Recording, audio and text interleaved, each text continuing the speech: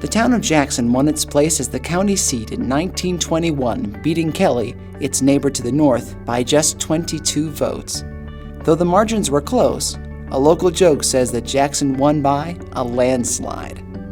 To outsiders, that quip may not mean much, but those who've lived here for a while are familiar with the north-facing scar on Sheep Mountain and the literal landslide and subsequent flood that destroyed much of Kelly in 1925.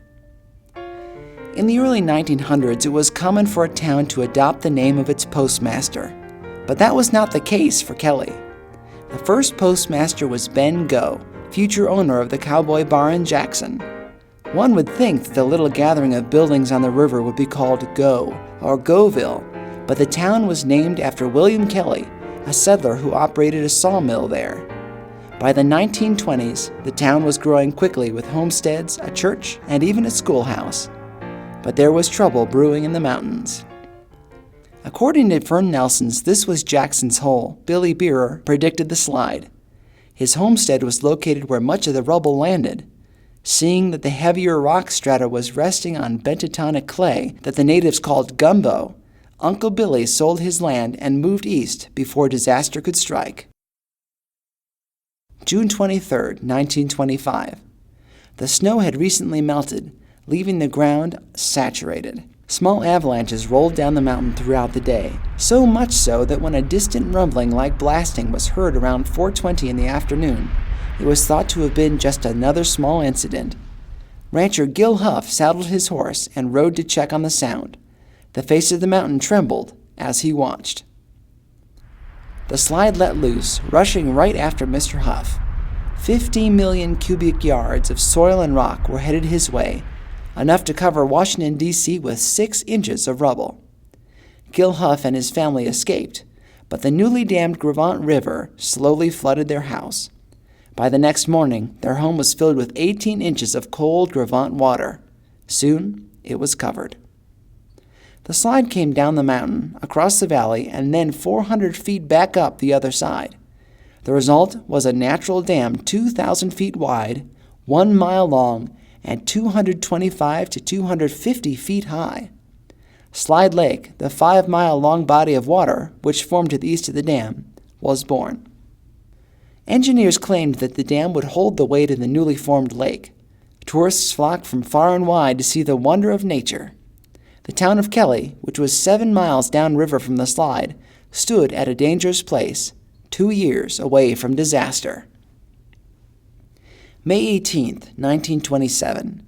Charles Dibble and others were collecting driftwood at the bridge.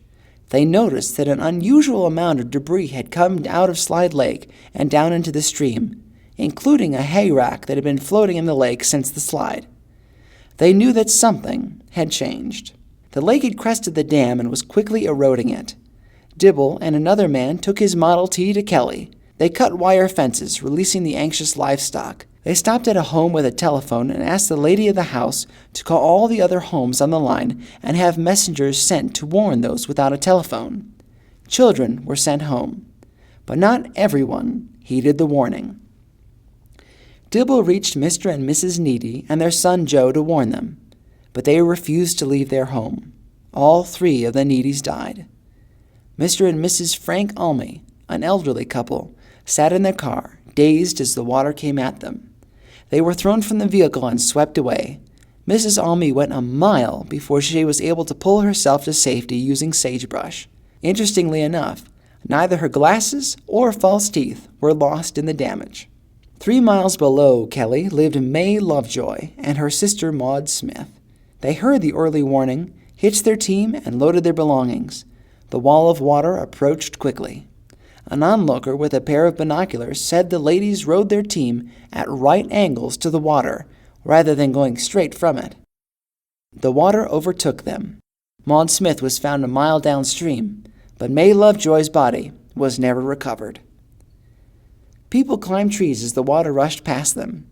One lady described the flood as a serpent of huge size crawling down the valley. As the main current hit an obstacle, it swerved to the opposite shore, its venomous children crawling down the irrigation ditches. So much water broke loose that the town site of Wilson, located on the opposite side of the valley, was under 6 feet of water. The Snake River Bridge was spared, but the grades leading up to it washed away. Water rushed down Snake River Canyon, flooding as far as the lowlands around Idaho Falls. The water rose as high as 50 feet in the narrowed part of the canyon near Hoback. All that was left of the town of Kelly was the schoolhouse and the church. Today, the dam and lake remain attractions to visitors. There's an interpretive pullout where they can read about this amazing natural phenomenon and gaze at the water below.